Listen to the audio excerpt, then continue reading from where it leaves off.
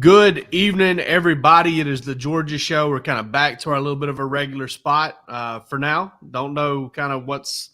I doubt we'll be here next Sunday because of the Super Bowl. But we're here in our kind of nighttime normal spot. I got Jake Roos, Jeremy Johnson with me, and this show is mainly about recruiting. But guys, as I was trying to catch up with y'all stuff, I was also catching on Tyke Smith winning defensive MVP of the Senior Bowl. So that was also something. May have some time to get into that.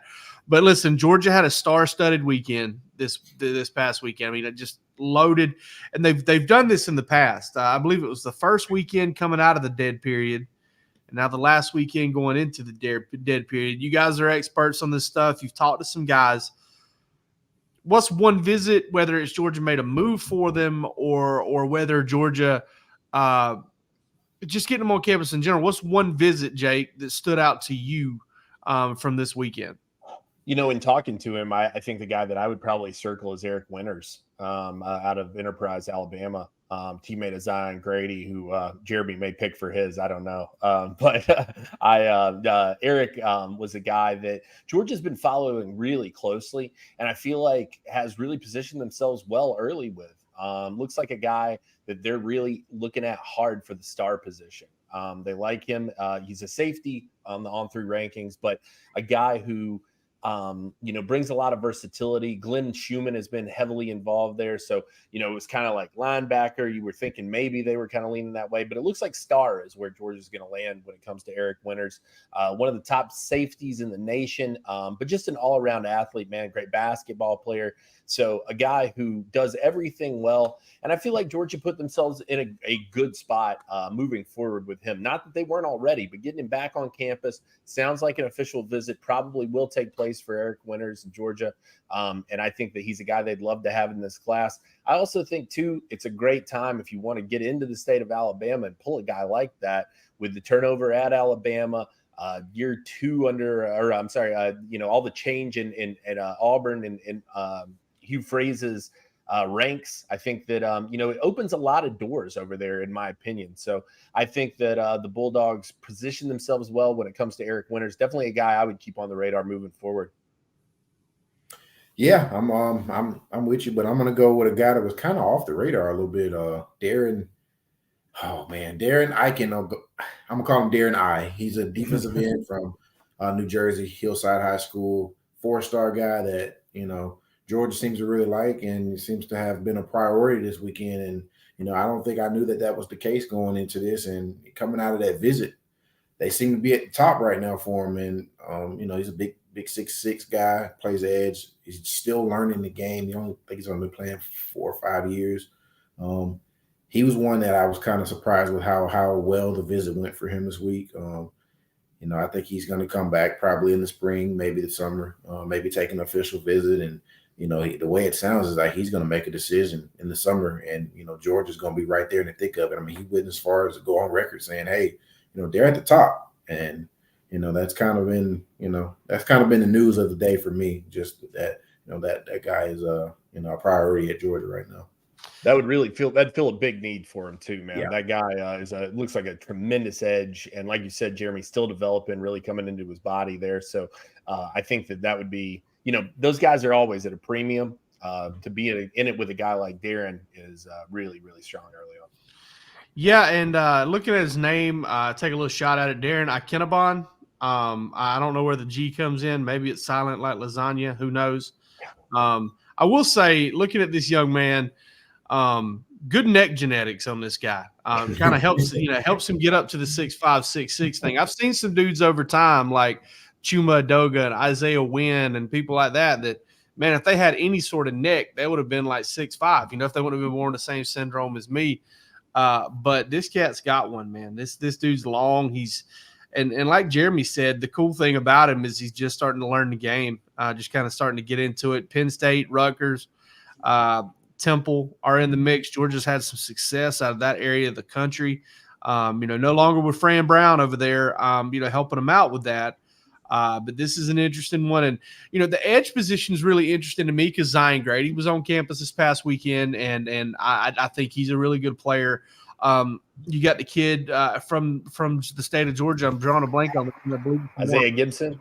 Yes. Isaiah Gibson. Is he from Warner Robins? He is. Yes, he's from Warner Robins. You got Isaiah Gibson. Georgia took Quintavious Johnson, I'm sorry, out of the state in that 2024 class. And I guess it's a little bit up in the air as to whether or not he's going to be a true edge or he's going to play D end. I would lean more towards the edge right now.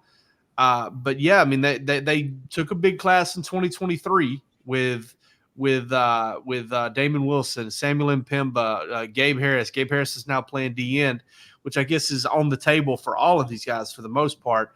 They're going to want to bring in another good class, this coming class. And just bringing that up and talking about that, I mean, obviously we don't have any intel on it at this point. The board's still kind of being solidified.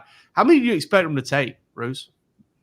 I would say at that edge position, you would probably want to go 2 or 3 guys just because of how light they were in that previous class. And then, like you said, perhaps Quintavious ends up maybe playing with a hand in the dirt. So if you're looking for a stand-up backer, I think you need to probably lean 3, maybe even 4 if you can get them. But like I said, those guys are at such a premium that it's tough to get. I was kind of looking over for a piece that I'm working on this week over at DawgsHQ regarding, the kind of how this class looks in state for Georgia.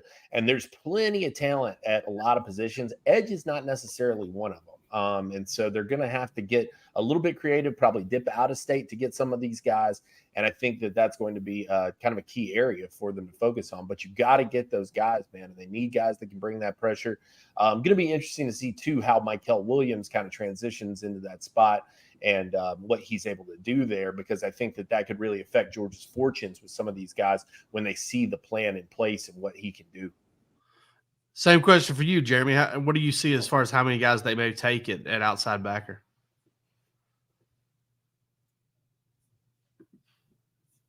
Hello? Pensive, I would say. Jeremy, can you hear me? Deep in thought there. He may have been completely frozen. I think he was. That was like Han Solo in the Carbonite there, man. I knew I was unmuted. Dadgummit, I knew it. I mean, I knew I was not muted. Okay. No. Han Solo in the Carbonite. You back? I'm back. To a bark after, dude. You were frozen, and you look like you were thinking deep so in hard. Oh man, it was like frozen, and I could hear Roos talking, but then it was just like, what's happening? But yeah, same question for you. How many do you think Georgia takes at outside backer? If I was hearing Roos correctly, I'm with him, or 2 or 3 guys. I mean, I could even go as far as saying that if they can get 4, you take 4, because there's a position that you just never can have enough people at that spot, because the way college football is now, you got to be able to pin your ears back and go get the quarterback. That's what these games are going to come down to. And, we're going to have a 12-team playoff. And if Georgia wants to win championships moving forward, you're going to have to go out and go sack C.J. Stroud. You're going to have to go out and sack Caleb Williams in the playoffs. Like, that's what's going to have to happen moving forward. And I think, if you can find 5 or 6 good guys every year that you can count on, you're going to go out there, and that's a good scenario, because all those guys can't play every snap. I mean, if you ask a guy to pin his ears back 60 times a game, he's not going to be fresh in the fourth quarter. So I think that's the ideal, scenario, is to get 3 to 4, maybe 2 or 3 a class, and maybe a transfer guy at some point. So, that's kind of where I'm at, 3 to 4. I feel like once you start to get into 3 and 4, and I think this is just logical. You start to get into the Gabe Harris types and the Quintavious Johnson types, the guys that may fit at either position. Yeah. You look at kind of the Georgia's history at that position. It was Jordan Jenkins kind of did that a little bit. Davin Bellamy kind of did that a little bit. They kind of played a little bit more of a hybrid role where they were outside backers, but they also kind of played with their hand on the ground and kind of set the edge. I can see a situation where Georgia would get into that. And listen, this is a premium position. I see an Isaiah Gibson, and I think about that. I see this And see, to Kennebon me, kid. well, I was going to say to me that with Gibson, he's kind of like teetering on that line right now. Because I mean, he's playing at about, I think, 255, 260 as it stands right now. So, how much more is he going to grow? How much does his body change? When you look, though, at a guy like Zion Grady, to me, he's the classic frame that you're looking for there. Long, lean, and you can put some muscle on. Maybe starts his career as a IDP or IDP, like we're going to play fantasy football. What am I thinking here? DPR? Yeah, DPR. My bad. DPR. Not an independent defensive player. A designated pass rusher. DPR. It kind of starts his career as that, like Adam Anderson did. Infamy or whatnot. But yeah, Adam Anderson kind of was real thin. They were like, hey, go rush the passer like right away. And that's just kind of what he does, or go spy the quarterback right away. So, I mean, I think you do need a good mix of those guys, those, edge bending, DPRs. I got it right that time. I'm messing with my acronyms today. But a mix of those guys, and then a mix of the guys that you think, all right, well, they're the size you would want them to be right now to play every down at outside linebacker. They're probably not ready yet. So what do?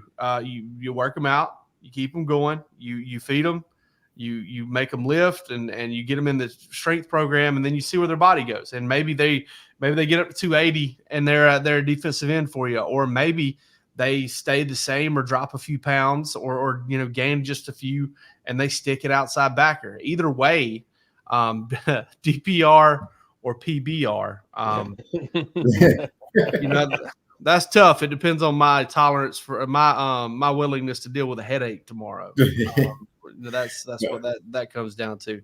But yeah, so I think you need a good mix of those dudes. And Georgia, listen, man, to their credit, they seem to have themselves in position.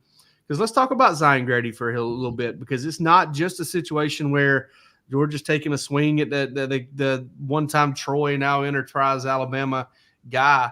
One-time Alabama commit. It seems like Georgia's, they sent 4 coaches to his high school, got him on campus for a big recruiting weekend. They got him on campus last year, I believe, for the scavenger hunt.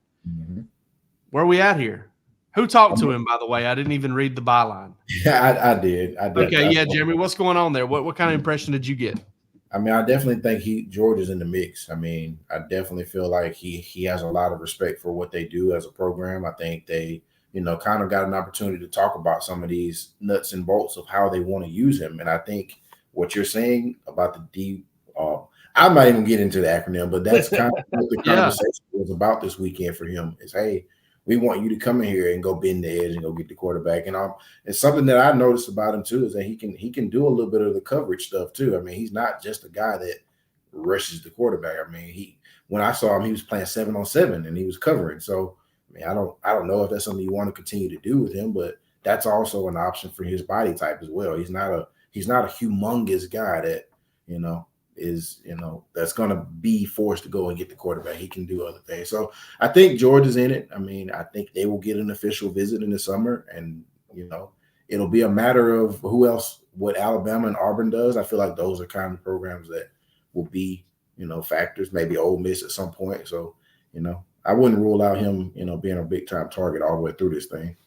Yeah, and I think too, one of the things that people don't know about Zion is that he has a ton of family in Georgia. Lived most of his life, I believe he told me, in the state. So it's not like he's one of those kids that grew up, blue blood, Rammer Jammer or War Eagle, man. I mean, he's a guy with ties to the Peach State as well. And like I said, to me, it's a good year to kind of dip in over there and try to assert yourself.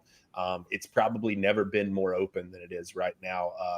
Certainly under Kirby's tenure, that's the case. But I would say over the last 20 years, roughly, given Nick Saban, Gus Malzahn, even Gene Chizik to some degree, it's never easy to pull those kids. And I don't mean to suggest that it will be in this instance either. But I do think that they have an opportunity there in a larger way than previous.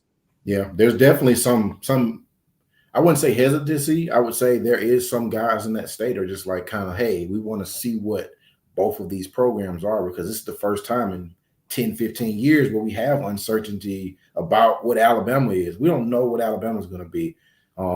We don't know what Auburn's going to be. We've seen Hugh Freeze for a year, but he's just now getting his recruits in there. So, you really don't know what they're going to be. So, I mean, and you can look across the border and say, hey, I can go play at Georgia. I know what Georgia is. So that's a conversation that is being had in these homes of these Alabama recruits. And I think, like you said, Bruce, I think this is definitely as open as the state has been. It's a good state of football as well. Absolutely. Got Evan Grimes talking about the kid from Gainesville. I believe he's a 2026 kid, if I'm not mistaken. Is that right? Xavier Griffin, I believe, is who we are referring to. Still a long way to go there, Evan. I did want to get to that question for you real quick, though. But, I mean, obviously, Georgia's going to be kind of tough to handle there. I'm looking at offers at that position, kind of sticking with outside linebacker. Guy we hadn't brought up, Bryce Davis. Very, very large target for Georgia. Reminds me so much of Azeez Ojulari, and kind of in that Azeez Nolan Smith role. I think he's a guy to keep an eye on. They really like Jared Smith out of Thompson. I think Smith has a world of ability. Interested to see kind of how he has developed. It was almost like as a sophomore and junior at 6'6", 230 pounds that his body was just trying to catch up with what he was capable of as a prospect. So he's another one. We mentioned Isaiah Gibson. I mean, CJ May is already committed to Notre Dame, but he's another Alabama kid. That state is loaded at that position, but I really like him a lot too. So I mean, you're looking at a lot of really good players at that outside linebacker spot. And I mean, listen, man, Georgia's targeting that. They're targeting defensive line where they got a chance to maybe get, I don't know, the top 2 defensive linemen in the country right now. Elijah Griffin is heavily, favored for Georgia there in that on 3 industry. I'm sorry, the RPM. Justice Terry, Georgia's already on Georgia's commitment list and seems to be kind of helping Georgia recruit in this class. Christian Garrett, another guy that's right there in that top 100. What do you think's a bigger deal as far as numbers in this class? Do you think it's D-line? Do you think it's outside linebacker? What's kind of the thinking there for you guys? Because we are on the heels of a pretty large defensive line class. Yeah. But to me, it's too premium to skip. I mean, you need the bodies, right? And I think that you're in a good position. Like you said, with those 2 guys, look, you would push guys in front of a train for Elijah Griffin and Justice Terry. I mean, there's no question about that in my mind. You go out, you look at a guy like Christian Garrett, who really strikes me as a guy that's going to be a major player throughout this thing and just down the road for the Bulldogs. So that's kind of an easy guy to get on campus as well. You got Kevin Wynn a little bit further down there in Greene County, I believe he is. Interested to see how that one continues to develop moving forward. Not saying that he's a guy that I think is like, atop the board right this second, but I do think that he's an intriguing in-state guy to keep on your radar. So, they've got guys out there, and I do think that there's a number of them that make sense. To me, offensive line and defensive line, you just take as many as you can get to some degree. And I think Kirby's used that strategy previously with things like cornerback and safety, bring as many of them as you can. I think given how rich, though, the class is with both of those things, defense and offensive front, I think that you load up. You try to load up as best you can this class. It's tough, though, when you do get into that section of your recruiting board because none of those guys help you on special teams in the way that it's hard to find guys to work on special teams. Like, you're never going to have a hard time with field goal protection, right? But when you start looking into guys who can cover kicks, who can get in position on kick return, like every now and then you'll find a DN, but it's a Trayvon Walker. It's seen Michael Williams in that role a little bit too. You got to kind of find a little bit of a freak. So that's the only thing I would add to what you just said, Roos, is the fact that, if you're looking to stockpile big men, even when you're loaded in the state of Georgia, you just got to be careful because you can really, you want to take every guy that you feel like can play winning football for you. That's just not possible, but it's tough because those guys just don't play premium special team spots, and that's what makes it difficult. Speaking of kind of where Georgia was, kind of last season and what's going on right now as far as those guys, we had the Senior Bowl this week, and Lab McConkey voted top wide receiver by the by the cornerbacks and defensive backs in attendance. Javon Bullard voted top safety by the running backs and receivers in attendance. Marcus Rosemy-Jacksaint comes up with a touchdown catch in the game. And then I just found out today, I guess I didn't pay close enough attention to it, Tyke Smith was voted defensive MVP. Did any part of this surprise any of you as far as anybody making some waves at the Senior Bowl? No. I mean, I don't know why it would be. I mean, those 4 guys in particular were big parts of what Georgia's done the last 2 years. I mean, there's a lot of football games that Georgia doesn't win without Javon Bullard making a big play at the end. I mean, Tyke Smith had one of the best seasons we've seen a safety have at Georgia in a while. Ladd McConkey, when he was healthy, was a dominant number 1, number 2 option type of guy that always somehow was open at Georgia's. I mean, and you look, he came in as a 1-2-star guy that nobody knew about and immediately started jumping guys that had been recruited by everybody in the country. So I don't think that happens by accident. And I think it's weird that people are so surprised by this because these guys can play. That's why they were playing for Georgia, and that's why they played well at Georgia. And I think that will continue at the next level. I think Tyke Smith to me would be, if there was a surprise, I don't know that I would have picked Tyke Smith to be the defensive MVP of the game for his team. I thought that he would probably have a nice showing. Given what we heard through practice, it wouldn't have surprised me to see Javon Bullard be the defensive MVP just because it seemed like he was getting a lot of that love. And the other thing about this to me, and I've been beating this drum for as long as it's been around, Marcus Rosemy-Jacksaint, man, I'm telling you, that guy, I think, has a long future ahead in this league. I think that he is a guy that's going to get in. He's going to do the dirty work. He's going to do the things you saw him do at Georgia. Was he, the guy that they were first run with all the time, just feed him the ball? Nah, he's not a Marv Harrison type, but he's a guy who's going to get in. He's going to be solid. He's going to block for you. He's got great hands, kept his head down, did what he needed to do. I think that the future is super bright for that guy, especially out of this group. All of them tremendous showings, but really happy for Marcus because I think he got to showcase all the things that probably will make him a stalwart in the league for a long time, at least in my opinion. Yeah. Man, when I look at all 4 of those guys, really, they are all for a really good 40 time, just kind of waking up and having it all click for them in the 40. From really having good careers. I mean, for having a lot of money to start out their career because, if Ladd comes in and runs like a low 4.4, and then the medicals check out, I think he can be fine. I still, and listen, I think some folks have kind of got the wrong idea about this. It's really, I'm such a big fan of Ladd that I'm kind of putting myself in worst case scenario mode. I'm just worried that they're going to ding him up because of the injuries. That's just kind of where I'm at on that. But if he comes in and does that, then he's making it easier for people to ignore the injuries. I'll say that. Tyke Smith comes in, finds a way to bust 4.7, something higher than 4.7, maybe getting that mid 4.6 range. I think he's got a chance. Javon Bullard gets in the 4.5 range. I think he's in good shape. I think he's in great shape. And then Marcus Rosemy-Jacksaint, if he can try and get in that low 4.5 range, high 4.4 range, I think he does a lot of good for himself as well. So, it's tough, man. We're at a point now where, every kid that comes out of Georgia, when they get a chance to play ball, they look really good. And because they're prepared and they're ready to roll, it's just a matter of can they do the things in testing, and they have, especially that 2022 draft class with Jordan Davis and Devontae Wyatt and George Pickens. That was just freak show central. I'm really interested to see if Brock Bowers runs the 40, because I think that you turn on the film and you're sitting there thinking, I wouldn't. Holy smokes. I don't think anybody's got any doubts about that cat's speed. Yeah, I would not touch the 40 if I were him. I like, you say obviously all these guys have played a lot of football for Georgia. Another thing that really stands out too is that all these guys have played special teams at Georgia.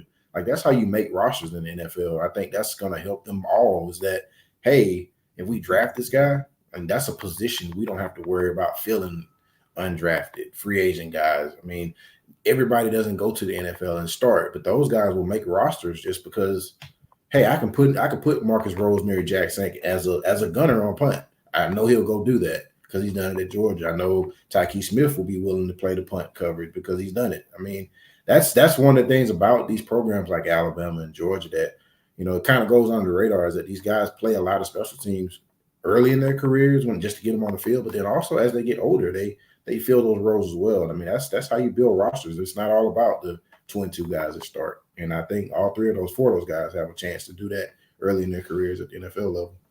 And you're seeing production from them kind of straight out of the gate, man. And that's Georgia products are coming into this league prepared for the grind, which is huge. And coaches and GMs know that they are ready for that and what it takes. But they're also being able to deliver kind of straight out because they're going against other first-round guys on a very constant basis. They're playing some of the best competition in the country. So it's just a number of factors that, I think that really kind of go into this.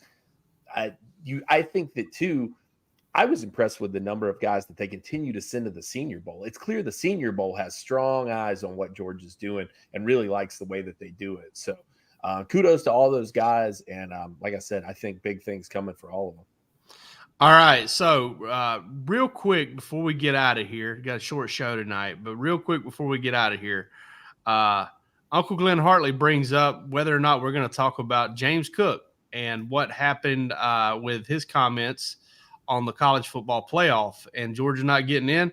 Listen, it looks like James Cook would probably fit in really well with some of our dudes over on the Bill Shanks show on the Superstations. A little bit of here we go, a little bit of that Alabama favoritism. But James Cook says, after first saying, or I don't know the order of it, but after saying that is basically, listen, Georgia had the same scenario when his last year as they did this past year. They should have got in, yada, yada, yada, all that stuff.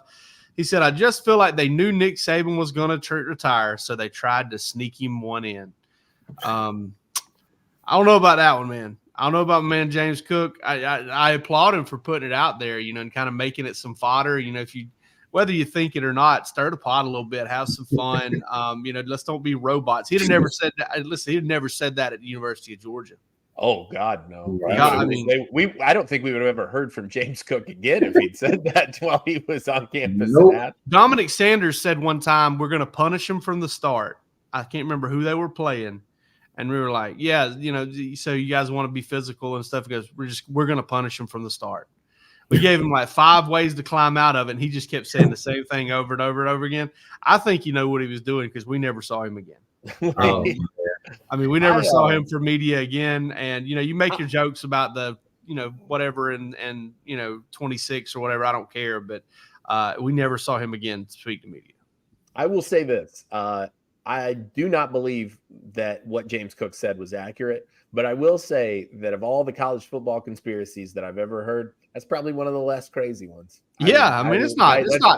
It didn't happen, but at least it's not like, hey, the earth is flat and the gravitational pull of the half brain, this thing and that thing, and that's why they did this on this day and that on the other day. At least it's concise. Yeah, it's concise. I don't know. That would imply that Georgia had something to do with it because the only reason they made the playoff is because they beat Georgia in the playoff and the SEC championship game. So I don't know.